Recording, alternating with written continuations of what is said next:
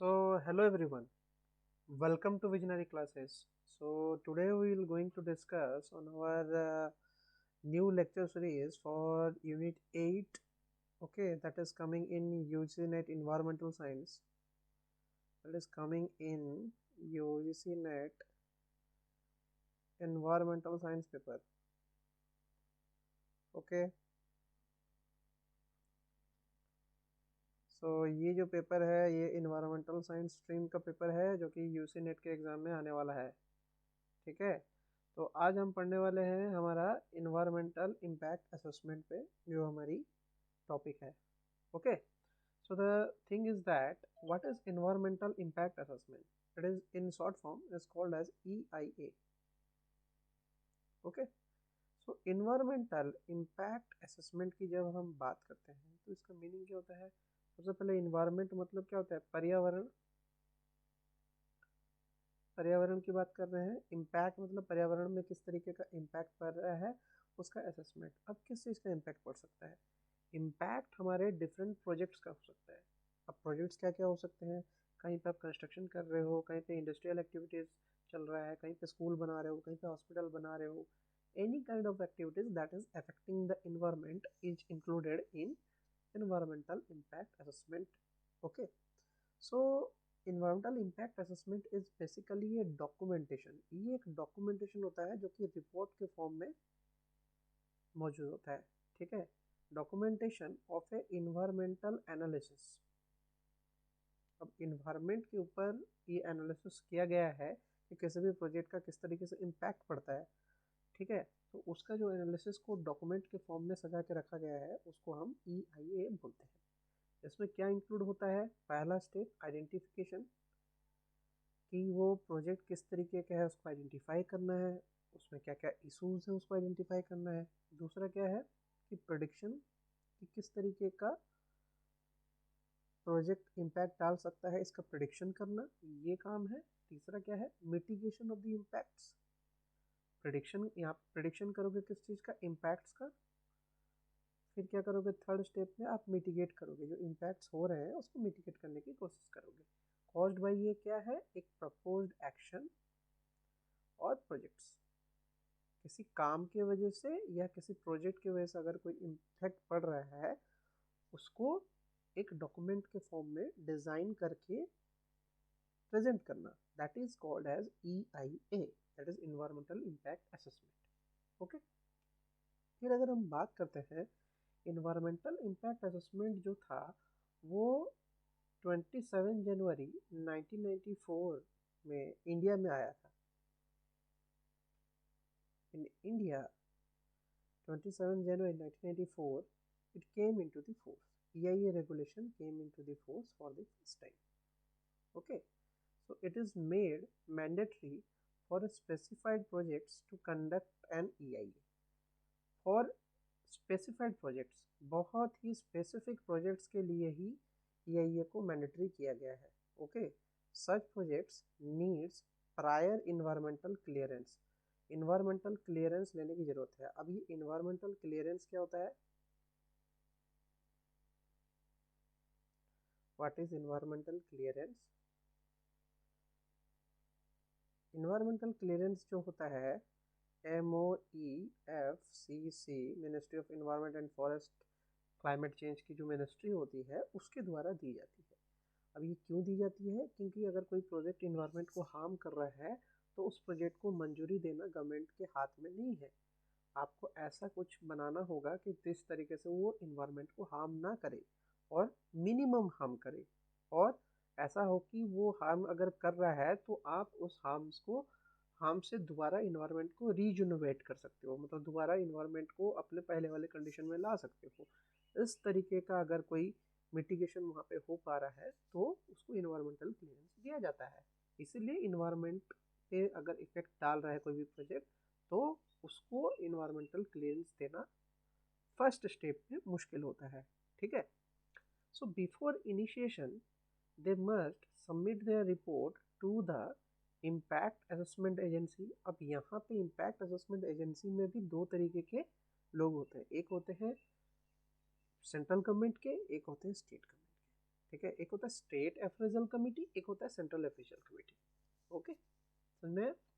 फिर अगर हम बात करें कि the umbrella act also known as Environmental Protection Act EPA that is launched in 1986 launched the EIA within its notification providing the rules and regulation।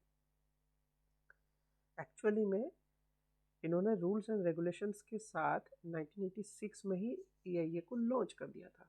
Force में तो 1994 में आया, बट 1986 में ही umbrella act environmental protection act के under में ही इसको लॉन्च कर दिया गया था। ओके, दो तरीके के EIA होते हैं। सबसे पहला EIA जो होता है that is comprehensive EIA। EIA report must be done or prepared by incorporation of a data during all the 4 seasons of the year। अगर कोई कंप्रिहेंसिव EIA कर रहा है तो इसका मतलब है उसका जो रिपोर्ट है वो 4 सीजन को इंक्लूड करेगा। अभी 4 सीजन क्या होते हैं? समर, ठीक है, विंटर, ऑटम एंड स्प्रिंग, ये होते हैं वो 4 सीजन। ओके, तो कंप्रिहेंसिव EIA में ये 4 सीजन को इंक्लूड किया जाता है। उसी तरीके से रैपिड EIA की बात करें तो प्रोविजन फॉर सिंगल सीजन, ठीक है, ये 3 मंथ के लिए होता है। और ये क्या होता है रैपिड EIA? ये सिर्फ एक सिंगल सीजन के लिए ही लागू किया जाता है for the collection of data. और इसमें कौन सा सीजन इंक्लूड नहीं होता है? मॉनसून सीजन इंक्लूड नहीं होता है। समझ में आया? ओके, आगे चलते हैं। इसके जो स्टेप्स है, स्टेप्स विदिन EIA 1994 कि कौन कौन से स्टेप्स मौजूद है। देखो, सबसे पहला जरूरी चीज है कि किसी भी प्रोजेक्ट को EIA करने से पहले सबसे पहले आप क्या करोगे? स्क्रीनिंग करोगे। अब स्क्रीनिंग में क्या होता है कि first stage of EIA helps to determine whether the project should require EIA और नॉट। ठीक है, अब आप घर में हो और आपने प्लान किया है कि आप कोई एग्रीकल्चर लैंड में अपना खेती करना चाहते हो, ठीक है, और वो लैंड आपके गांव में मौजूद है, तो आप जाओगे क्या? जाके वहाँ पे खेती करना शुरू करोगे। अब इसके लिए आपको लैंड क्लियरेंस के लिए EIA की परमिशन की तो ज़रूरत है नहीं। तो these are very local projects, या तो स्मॉल स्केल प्रोजेक्ट है, तो ऐसे छोटे छोटे प्रोजेक्ट्स के लिए EIA की कोई ज़रूरत नहीं होती है। तो EIA किस लिए फिर ज़रूरत होती है? EIA ऐसे प्रोजेक्ट्स के लिए ज़रूरत होगी जो कि काफ़ी बड़े हों और उनका बहुत बड़ा इम्पैक्ट हो। कहाँ पे? इन्वायरमेंट पे,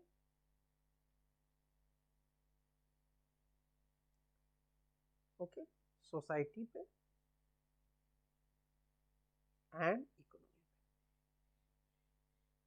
तीनों पर्सपेक्टिव में आपको देखना होगा, ठीक है, इकोनॉमी, इन्वायरमेंट एंड सोसाइटी। और if does then a level of assessment required. अगर ये EIA इसको चाहिए तो एक लेवल ऑफ असेसमेंट चाहिए होता है। तो प्रोजेक्ट डेवलपर जो होते हैं उनको क्या चाहिए? Need EIA team for preparation of EIA report. ठीक है, ये पहला स्टेप होता है जिसमें हम देखते हैं प्रोजेक्ट को चाहिए या नहीं चाहिए, जिसमें स्क्रीनिंग होता है। नेक्स्ट स्टेज में होता है स्कोपिंग। तो ये स्टेज में क्या होता है? This stage identifies the key issue and the impacts that should be investigated for a particular object। This stage identify the key issue and impacts that should be investigated for a particular object।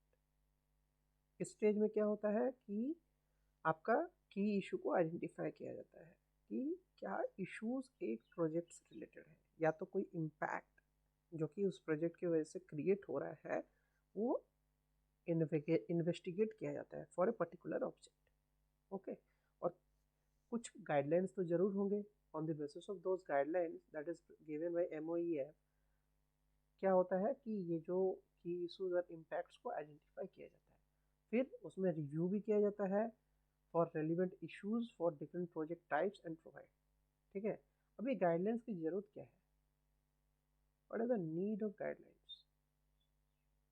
ठीक है, guidelines creates ए boundary, ठीक है, guideline जो है वो एक तरीके से बाउंड्री क्रिएट करता है for the what, for the our क्या, प्रोजेक्ट को आइडेंटिफाई करने के लिए एक बाउंड्री बनाता है। इसी बाउंड्री के दायरे में ही आप प्रोजेक्ट को आइडेंटिफाई करोगे कि उसको EIA चाहिए या नहीं चाहिए। ओके, नेक्स्ट स्टेज की अगर मैं बात करूँ तो उसमें इम्पैक्ट आइडेंटिफिकेशन की बात करता है। तो इस स्टेज में क्या होता है कि this stage of EIA identifies and predicts the likely environmental and social impact of a proposed project, means what will happen as a result of a project।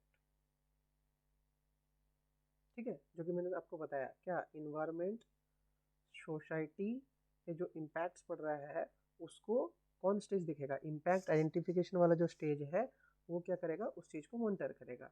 ठीक है, so that there is a need of making a baseline analysis or existing conditions in which there is a comparison of project induced environmental changes with the expected environmental changes without the proposed project assessed through the baseline analysis।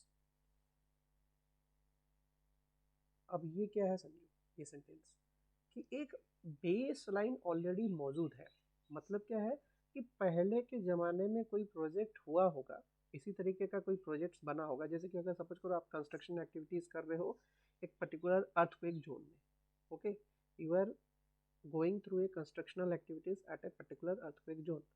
अगर एक particular earthquake zone के लिए एक defined parameter set किए गए हैं for what, for your क्या construction activities के लिए, तो हम उसके ऊपर पहले से किसी ने EIA किया होगा, तो वो हमारे लिए बेसलाइन स्टडी बनेगा और हम उसी हिसाब से नए प्रोजेक्ट जो आएंगे रिलेटेड टू कंस्ट्रक्शंस, हम उसको क्या करेंगे, आइडेंटिफाई करेंगे, इम्पैक्ट आइडेंटिफिकेशन आइडेंटिफाई करेंगे on the basis of previous existing conditions. ठीक है, कोई बेसलाइन डाटा पहले से मौजूद होगा और हम उसको उसके बेसिस पे हम डिटरमाइन करेंगे कि किस तरीके का इम्पैक्ट आएगा। ठीक है, तो ये इम्पैक्ट आइडेंटिफिकेशन जो है वो थर्ड स्टेप है। फिर आता है आपका इम्पैक्ट प्रेडिक्शन। आपके पास सारा डाटा मौजूद है, अब आपके पास इन्वायरमेंटल इंफॉर्मेशन आ गए, आप क्या देखोगे कि कंसिक्वेंसेस क्या होगा इस प्रोजेक्ट्स का। तो consequences of a projects are outline in the impact prediction stages. तो prediction defines what will be the extent of the changes, कितना चेंजेस आएगा, ठीक है, कितना डिस्ट्रक्शन होगा, कितना आपका अच्छा होगा, ये सारा चीज़ जो है वो इम्पैक्ट प्रेडिक्शन वाले स्टेज पे दिखेगा आपको। उसके बाद आता है इवैल्यूएशन स्टेज। इवैल्यूएशन स्टेज में क्या होता है, the third question addressed by the EIA, do the change matter, क्या एक्चुअली में जो चेंज हो रहा है वो मैटर करता है या नहीं करता है, ये कौन सा स्टेज दिखाएगा, ये इवैल्यूएशन वाला स्टेज दिखाएगा। So evaluation is so called because it evaluates the predicted adverse impacts to determine whether there is a significant enough to warrant the mitigation। अब ये करता क्या है कि जो इवैल्यूएशन हो रहा है ये क्या इवैल्यूएट कर रहा है, ये वो चीज़ इवैल्यूएट कर रहा है जिससे कि आपको जो प्रिडिक्टेड एडवर्स इम्पैक्ट है उस चीज़ को हमको देखने में मदद कर रहा है। ठीक है, कोई भी अगर एडवर्स इम्पैक्ट आ रहा है किसी भी जगह पे, ठीक है, किसी भी प्रोजेक्ट की वजह से, तो उसको आइडेंटिफाई करने में कौन हेल्प कर रहा है, उसको आइडेंटिफाई करने में इवैल्यूएशन मेथड जो है वो हेल्प कर रहा है। This judgement of a significance can be based on one or more the followings. जो जजमेंट आप करोगे किसी भी प्रोजेक्ट का सिग्निफिकेंस को टेस्ट करने के लिए, वो कुछ कुछ पैरामीटर्स पे लाई करता है। क्या क्या पैरामीटर्स पे आप जज करोगे, पहले तो उसको कंपेयर करोगे, क्या वो विद इन द लॉज है, विद इन द रेगुलेशंस है, अब ये रेगुलेट और एक्सेप्टेड स्टैंडर्ड्स है, ये कौन दिए होंगे। देखो एक्सेप्टेड स्टैंडर्ड्स का मतलब MOEFCC, ठीक है, गवर्नमेंट ऑफ इंडिया के द्वारा अगर MOEFCC के लॉज के अंडर में वो जो प्रोजेक्ट है उसका जो सारा फीचर्स वो अप्लाई कर रहा है वो आ रहा है, तो हम उसको एक्सेप्ट करेंगे। फिर क्या आता है, consultation with the decision maker. Definitely relevant decision maker को हमको कंसल्ट करना बहुत ज़रूरी है कि यहाँ पे ये प्रोजेक्ट को करना रिलायबल है या नहीं है। ठीक है, फिर क्या होता है कि रेफरेंस लेके आपको preset criteria such as site protected sites features of a species. ठीक है, हमको ये भी रेफरेंस लेना होगा कि कहीं उस जगह पे कोई प्रोटेक्टेड साइट्स तो मौजूद नहीं है जो कि एक इंडेंजर्ड स्पीसीज को क्या कर रहा है, वहाँ पे प्रोटेक्ट कर रहा है, ये भी देखना होगा। चौथा स्टेज क्या है, acceptability of to the local community और दी जनरल पब्लिक। वहाँ पर रह रहे लोगों को ये प्रोजेक्ट जो है वो एक्सेप्टेबल होना चाहिए, तभी हम इसको जज कर सकते हैं। ठीक है, तो judgement of significance in 4 parameters पे डिपेंड करता है। ओके, आगे चलते हैं। तो नेक्स्ट स्टेप पे क्या बोल रहा है, नेक्स्ट स्टेप पे मिटिगेशन आता है। सो ये मिटिगेशन में क्या होता है कि this step in EIA recommends the action to reduce and avoid the potential adverse environmental consequences of developmental activities। ठीक है, तो इस स्टेप पे क्या हो रहा है कि इस स्टेप ऑफ EIA में रेकमेंड कर रहा है आपके actions to reduce and avoid the potential adverse environmental consequences. मतलब क्या है कि इस स्टेज पे आप क्या करोगे, जो आपको सजेशंस मिले हैं आप क्या करोगे, मिटिगेट करोगे उनको। अगर सपोज कोई इश्यूज क्रिएट हो रहा है due to some kind of problem that is happening in that project, ठीक है, उसको अगर हम लोग रिड्यूस और अवॉइड कर सके उसके एडवर्स इम्पैक्ट्स को, इन्वायरमेंटल इम्पैक्ट्स को, ठीक है, तो हम इस स्टेज पे वो करेंगे, मिटिगेशन स्टेज। ओके, अब मिटिगेशन स्टेज पे अगर कोई चीज नहीं हो पा रहा है mitigate, then again we will do EIA। Okay, EIA again होगा उसका। अगर मिटिगेशन नहीं हो पा रहा है तो अगेन फिर से EIA करना होगा और फिर से देखना होगा कि उसको किस तरीके से मिटिगेट किया जा सके। आया समझ में? आगे चलते हैं। लास्ट में क्या होता है कि आपका रिपोर्ट बनता है, और ये रिपोर्ट काफ़ी कंप्रिहेंसिव रिपोर्ट होता है, कंसाइज में स्टेप वाइज लिखा होता है। इसमें ऑल थिंग्स समराइज होता है। क्या कि प्रोजेक्ट का रीजनल सेटिंग कैसा है, identification of the impact, impact का prediction, important findings of the projects में क्या क्या मिला, ये सब चीज़ें क्या होता है लिखा होता है किसमें, तुम्हारा EIA वाला रिपोर्ट में। ठीक है, जिसको हम बोलते हैं EIS, इन्वायरमेंटल